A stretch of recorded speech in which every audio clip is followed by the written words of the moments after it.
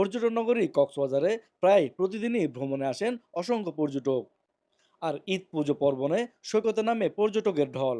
তবে ভ্রমণে এসে প্রতিনিয়তই তারা বালিয়াড়িতে ফেলছেন প্লাস্টিক বোতল, চিপসের প্যাকেট, পলিথিন সহ বিভিন্ন রকমের বর্জ্য। এতে একদিকে পর্যটন নগরীর পরিবেশ যেমন দূষিত হচ্ছে, অন্যদিকে তা সামুদ্রিক জীববৈচিত্র্যের জন্য হুমকি স্বরূপ। বর্জ্য ফেলার নির্দিষ্ট স্থান থাকলেও সেখানে ফেলছে না ময়লা। এটাকে সচেতনতার অভাব বলছেন অনেক পর্যটক।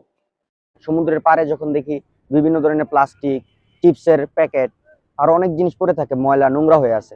এবং যখন এই পিছনের হোটেলগুলা ময়লা আবর্জনা পানি, বিভিন্ন ময়লা পানি এগুলা সমুদ্রের মধ্যে যে সমুদ্রের সৌন্দর্য নষ্ট করতেছে।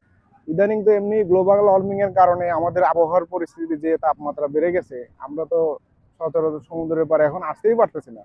তার উপরে পরিবেশের যেভাবে ক্ষতি করতেছে এরা, এটা তো আসলে অনেক ধীরে ধীরে ঝুঁকিপূর্ণ একটা পরিবেশ তৈরি হয়ে যাচ্ছে গরমের কারণে। জেলা প্রশাসনের পক্ষ থেকে সমুদ্র সৈকতের বিভিন্ন স্থানে বসানো হয়েছে ডাস্টবিন।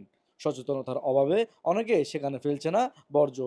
তাই এসব নির্দিষ্ট স্থানে বর্জ্য ফেলার পাশাপাশি প্লাস্টিক বর্জ্যের ক্ষতিকারক দিকগুলো সম্পর্কে পর্যটকদের সচেতন করা হয়ে থাকে বলে জানালেন কক্সবাজার জেলা প্রশাসনের নির্বাহী ম্যাজিস্ট্রেট মাহমুদুর রহমান সায়েম।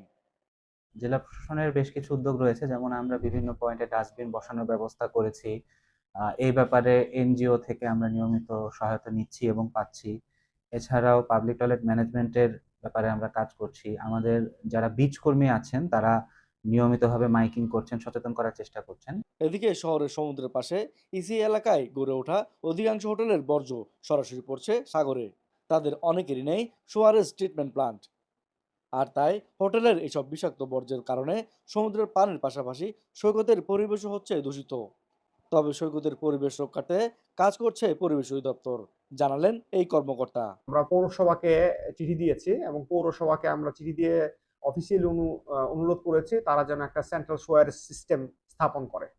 এবং আমরা কক্সবাজার উন্নয়ন কর্তৃপক্ষকে অফিসিয়ালি জানিয়েছি যেন কক্সবাজার উন্নয়ন কর্তৃপক্ষ আহ, আজ থেকে যে পরিমাণ যে হোটেল, মোটেল, রেস্টুরেন্ট বা বাসাবাড়ির যে অনুমোদন দেওয়া হবে, সেই লেআউট প্ল্যান রয়েছে, ভবনের লেআউট প্ল্যান অনুমোদনের ক্ষেত্রে অবশ্যই যেন সোয়ারেজ ট্রিটমেন্ট প্ল্যান যেন থাকে, সেই বিষয়টা অন্তর্ভুক্ত করার জন্য। অপরদিকে পৌর শহরের বিভিন্ন স্থানের ময়লার স্তূপ জুড়ে রয়েছে পলিথিনের বর্জ্য। বাজারগুলোতেও ব্যবহৃত হচ্ছে একবার ব্যবহারযোগ্য প্লাস্টিক পণ্য, যা পরিবেশের জন্য ভয়ানক হুমকি স্বরূপ। তবে কক্সবাজার পৌরসভার প্রধান নির্বাহী কর্মকর্তা আদনান চৌধুরী জানালেন, একবার ব্যবহারযোগ্য এসব প্লাস্টিক বর্জ্যকে মূল্যবান সম্পদে রূপান্তরে কক্সবাজার প্রথমবারের মতো যাত্রা শুরু করছে প্লাস্টিক রিসাইক্লিং কারখানা, যা থেকে তৈরি হচ্ছে পরিবেশ বান্ধব, টেকসই ও দৃষ্টিনন্দন সোফা, বেঞ্চ সহ নানা ধরনের পণ্য ও আসবাবপত্র। এনজিওর সাথে আমাদের একটা কোলাবোরেশন হয়েছে। তারা আমাদের এই প্লাস্টিক দ্রব্য পণ্যগুলো সেগুলো রিসাইক্লিং করে আমাদের বিভিন্ন রকমের প্লাস্টিক যে পণ্য, যেটা ব্যবহার্য পণ্য আর কি, যেমন চেয়ার, টেবিল, সেগুলো উৎপাদনের কাজ শুরু করছে। ইভেন আমাদের পৌরসভায় আমাদের আপনি দেখবেন যে ব্র্যাকের যেসব ডাম্প, আমাদের যে ডাস্টবিনগুলো দিচ্ছে বড় ছোট আকারের, সেগুলো কিন্তু এই প্লাস্টিক পণ্য থেকে উৎপাদিত। তো আমরা আশা করি যে আগামী বছর থেকে আমরা এটা আরো ভালোভাবে আমরা করতে পারবো। আমাদের এই প্রকল্পের কাজটা, জায়গা প্রজেক্ট, সেটা অনেক বড় আকারের প্রজেক্ট হবে। তো সেখান থেকে আমি মনে করি যে আমাদের পলিথিন বা এরকম প্লাস্টিক যেসব পণ্য আছে সেগুলো আমরা সম্পূর্ণরূপে অন্তত 8 থেকে 90% আমরা রিসাইক্লিং করে আমরা ব্যবহার উপযোগ করতে পারবো। কক্সবাজার পৌরসভার সহযোগিতায় এবং ব্রাকের বাস্তবায়নে রামু উপজেলার মিঠাচুরিতে স্থাপন করা হয়েছে এই প্লাস্টিক রিসাইকেলিং কারখানা, যা একদিকে যেমন পরিবেশ রক্ষায় গুরুত্বপূর্ণ ভূমিকা রাখছে, অন্যদিকে নারী ও স্থানীয় জনগোষ্ঠীর সৃষ্টি করছে কর্মসংস্থান।